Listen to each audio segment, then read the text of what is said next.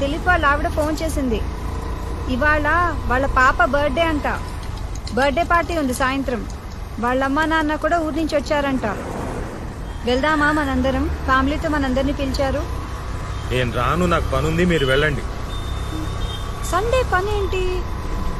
అయినా వాళ్ళు నీకు 2 సార్లు ఫోన్ చేశారంట నిన్న. నువ్వు ఫోన్ ఎత్తలేదు, అందుకనే వాళ్ళు నాకు మళ్ళీ ఫోన్ చేశారు, ఇన్వైట్ చేశారు. వెళ్దాము. బా నాకు పనుందని చెప్పాను కదా, నేను రాను, మీరు వెళ్ళండి.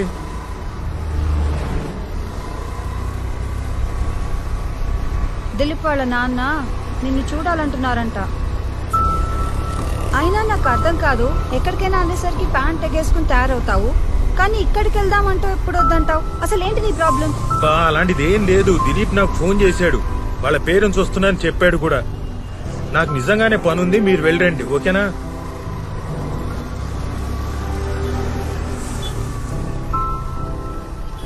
దిలీప్ వాళ్ళ నాన్నగారికి నువ్వంటే ఎంత ఇష్టం, ఎంత బాగా మాట్లాడతారు, మీ ఇద్దరు ఎంత బాగా కబుర్లు చెప్పుకుంటారు. సండే చక్కగా అక్కడికి వెళ్ళి మనం ఎంజాయ్ చేద్దాం. పిల్లలు కూడా ఎంజాయ్ చేస్తారు. ఇంట్లో కూర్చుని టీవీలో ఆ దిక్కుమాల సీరియల్లు సినిమాలు చూడడం తప్ప వేరే పనే ఉంది. వెళ్తే అందరం కలిసి ఎంజాయ్ చేయొచ్చు. సండే ఈవినింగ్ వెళ్దాము, బాగుంటుంది.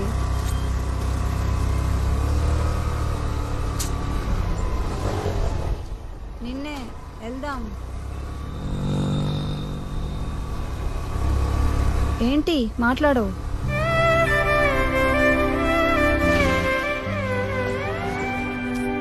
అబ్బా మళ్ళీ తాగలా? బాబు ఎంతమ్మా? 40 రూపాయలు సార్. 2 కట్లీ. అసలు ఈ తేగల్ని చూడగానే పూనకం వస్తుందేంటి నీకు? అసలు వీటిని ఎవరైనా తింటారా? నువ్వు తప్ప ఎవ్వరూ తినరు. ఇగో ముందే చెప్తున్నాను, తక్కువ కొను, లేకపోతే పక్కింటాళ్ళకి వాచ్మెన్ కి ఇచ్చేస్తాను. బాబు ఇంకో 2 కట్లీ అమ్మా. ఆ?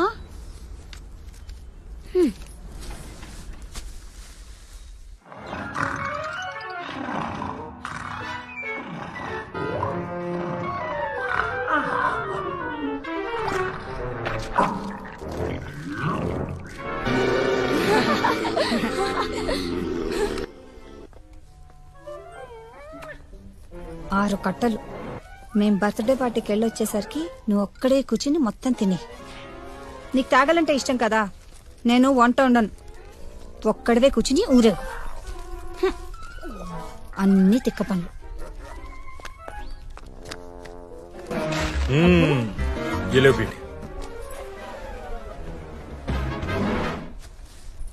ఏలో బేటా. అబ్బా నాకు ఈ వాసనే నచ్చదు, మళ్ళీ తెచ్చావా? తినరా.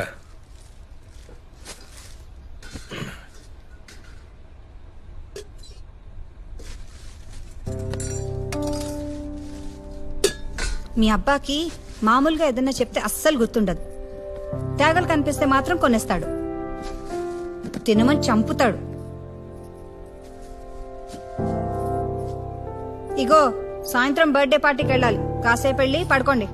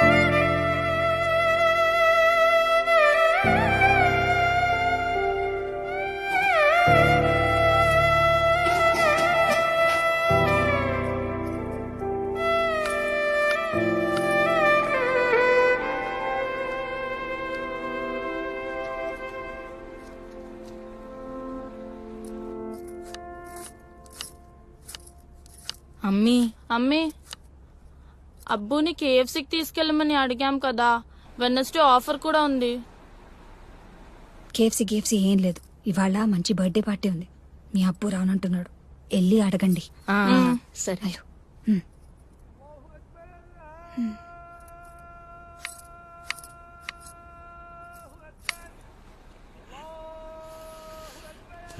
కావాలా?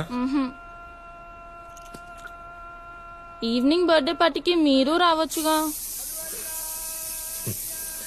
మీ అమ్మ పంపిందా? నాకు చాలా పనుంది, కుదరదు. ఓకే అబ్బా, మనం వెనస్డే కేఎఫ్సీకి వెళ్దామా? వెళ్దాం అబ్బు. 199 rupees 8 pieces boneless strips. Offer last week కూడా చెప్పారు కదా. సరే, ఆఫీస్ నుంచి వచ్చిన తర్వాత తీసుకెళ్తాను, సరేనా? సరే. రండి కూర్చోండి. ఇప్పుడు చెప్పు బేట, మొన్న మనం కేఎఫ్సీకి వెళ్ళాం కదా, నీకేం గుర్తుంది? వెళ్ళాం, తిన్నాం, వచ్చాం. ఆహా, నాకు గుర్తుంది. ఒక బాల్డెడ్ అంకుల్ నోటి నిండా సాస్ అంటించుకుంటే అమ్మ చూసి నవ్వింది కదా. అంతేనా? ఇంకేం గుర్తులేదా? లేదబ్బు. గుర్తుండాలి కదా. ఏం గుర్తుండాలి అబ్బు? అరే, మీకు మీ అమ్మకి ఏమీ గుర్తుండవు, నాకు మాత్రం అన్నీ గుర్తుంటాయి. కావాలంటే తినే వస్తువు గురించి ఏదైనా అడగండి, పొద్దున్న బ్రేక్ఫాస్ట్ తప్ప. కోవా తిన్నాం. మొన్న మీరు తెచ్చారు కదా. అవునా? ఆ, సరే, అయితే కోవా అనండి. రెడీ? 1 2 3. కోవా. కోవా. కోవా అంటే నాకేం గుర్తుకొస్తుందంటే, చిన్నప్పుడు మా ఇంట్లో పాలు పోసే వనజమ్మ గుర్తుకొస్తుంది. ఆమె బక్కగుండేది. ఎంత బక్కగా అంటే పెన్లో రీఫ్లుంటుందే అంత బక్కగా. పాలు అమ్ముతుంది కదా, కొంచెం పాలు తాగొచ్చు కదా. ఆహా, పిసినారిది. మార్నింగ్ పచ్చిపాలు అమ్మేది, సాయంత్రం మిగిలిన పాలను కాచి కొంచెం తక్కువ రేటుకు అమ్మేసేది. మా అమ్మ దగ్గర డబ్బులుండేవి కావు, అదే మీ నానమ్మ దగ్గర. సో ఈవినింగ్ కాచిన పాలు కొనేది. ఒకసారి వనజమ్మ దగ్గర పాలు ఎక్కువ మిగిలిపోయాయి. మా అమ్మను బతిమాలి తక్కువ రేటుగా పాలను తీసుకోమని ఓను బలవంత పెట్టింది. మా అమ్మ కూడా సిచ్యువేషన్ చూసుకొని 2 సేర్ల పాలను రూపాయిన్నరకి, అంటే 1 రూపీ 50 పైసే అన్నమాట, బేరవాడి తీసేసుకుంది. అంత తక్కువ? నువ్వు ఆగు, నువ్వు చెప్పబ్బు. అలా తీసుకున్న పాలను మా అమ్మ ఏం చేసిందో తెలుసా?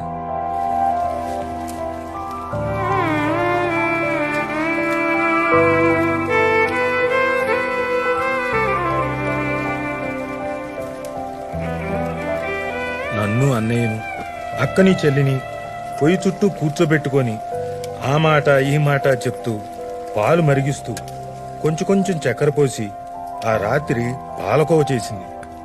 మా ఇంట్లో పొయ్యిలోకి వాడుకోవడానికి కొబ్బరి చెప్పులుండేవి. అందులోంచి 4 కొబ్బరి చెప్పులు శుభ్రం చేసి మా నలుగురికి చెప్పలో పాలకోవ కొంచెం కొంచెం వేసింది. అబ్బా, ఆహా ఆహా! ఆ రాత్రి మేమందరం ఆ కోవాని వేలుతో కొంచెం నాకి తింటూ ఎప్పుడైపోతుందో అని భయపడుతూ నిద్ర వచ్చేంత వరకు తిన్నాం. కోవా అంటే నాకు అది గుర్తుకొస్తుంది.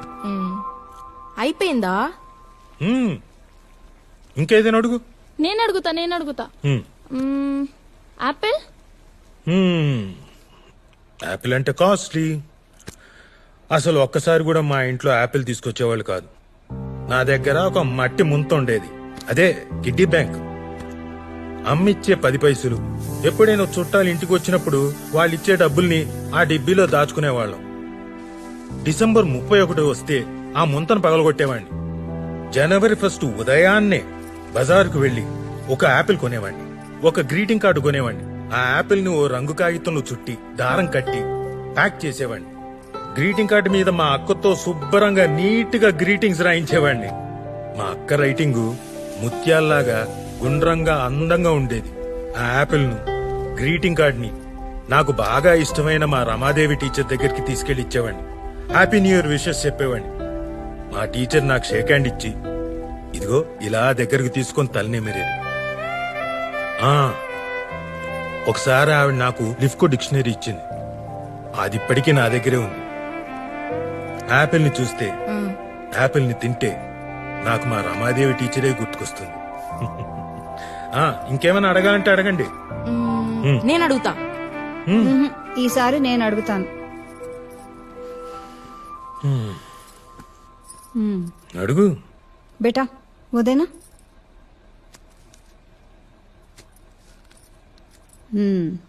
వీటి సంగతి చెప్పు.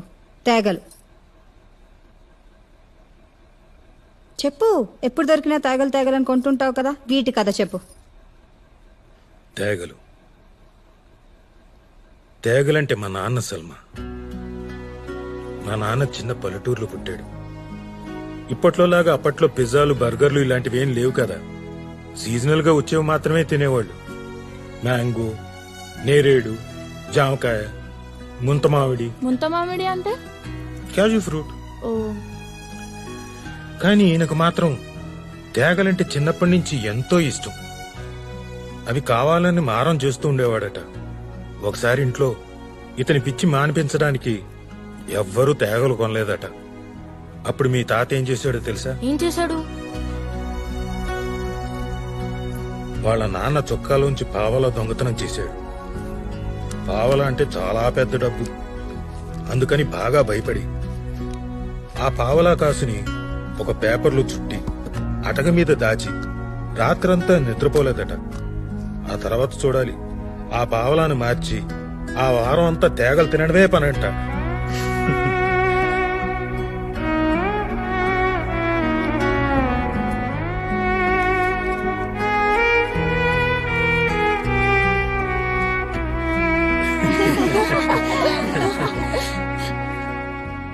ఇది మా అందరికీ ఎప్పుడూ చెప్పి నవ్వించేవారు. మేం పెద్దయ్యాక కూడా ఎక్కడ తేగలు కనిపించినా కొని తెచ్చి మరీ తినమని చెప్పేవారు. అప్పటి నుంచి నాకు కూడా తేగలంటే ఇష్టం ఏర్పడింది. ఇష్టం అంటే నిజంగా ఇష్టం అని కాదు, మా నాన్నకి ఇష్టం కనుక నాకు కూడా ఇష్టం. పెద్దయ్యాక బాగా డబ్బులు సంపాదించి మా నాన్నని నా దగ్గరే పెట్టుకుని బోళ్ళని తేగలు కొని ఇచ్చి ఆయనతో తినిపించాలనుకునేవాడిని. మరి తాతయ్యకి తేగలు కొనిపించారా మీరు పెద్దయ్యాక?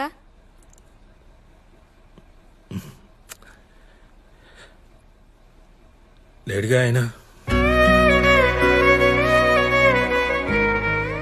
మేము స్కూల్లో ఉన్నప్పుడే అల్లా దగ్గరికి వెళ్ళిపోయాడు. మళ్ళీ రాలేదు. మా పెళ్లిళ్ళు, ఉద్యోగాలు ఏమీ చూడకుండానే వెళ్ళిపోయాడు. ఒకరోజు బజార్ నుండి వచ్చి సంచి పడేసి కాళ్ళు కడుక్కొని కుర్చీలో కూర్చున్నాడు.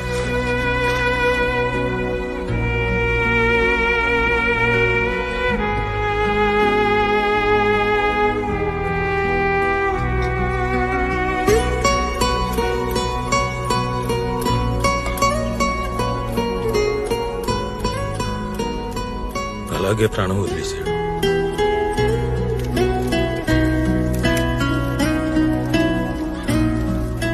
తర్వాత ఎవరో సంచి చూసి చెప్పారు, అందులో తేగలున్నాయట. నేనంటే చాలా ఇష్టం మా నాన్నకి. నేనంటే ఇష్టం అంటే నా కడుపున పుట్టిన మీరంటే ఇంకెంత ఇష్టం ఉండేదో. నేను మీ మీద కోపడుతుంటాను కదా అప్పుడప్పుడు. మా నాన్నే ఉంటే నన్ను గట్టిగా తిట్టేవాడేమో, మిమ్మల్ని ఏమైనా అని ఉంటే. నేనెవరి మాట వినను కదా, మీ అమ్మ మాట కూడా. కానీ ఆయన మాట వింటాను. ఎరా పిల్లల్ని తిడతావా వెధవా అంటే లోపలికి వెళ్లి మీ అమ్మ వెనకాల దాక్కుందాం అనుకున్నాను. చాలా అనుకున్నాను, ఇలా చాలా అనుకున్నాను. ఇప్పుడు తేగలున్నాయి, కానీ మా నాన్న లేడు.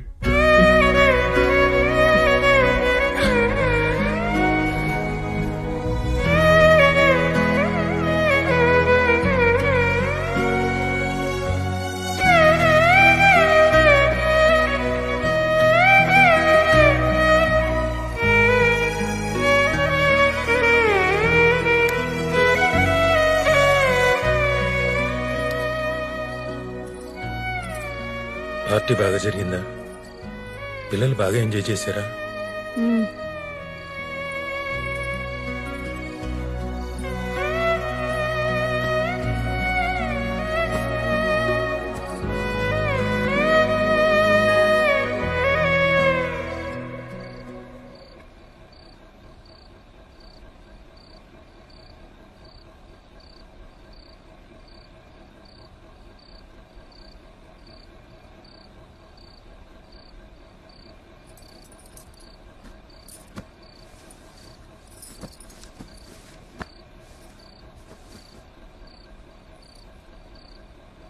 నువ్వు దిలీప్ వాళ్ళ ఇంటికి ఎందుకు రాలేదో నాకు అర్థమైంది.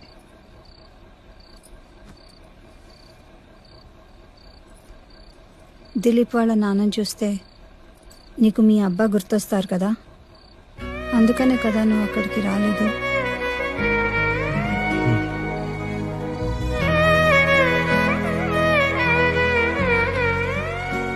రేపు తేగలు తీసుకురా, నేను తింటాను, సరేనా? రోజు తీసుకురా.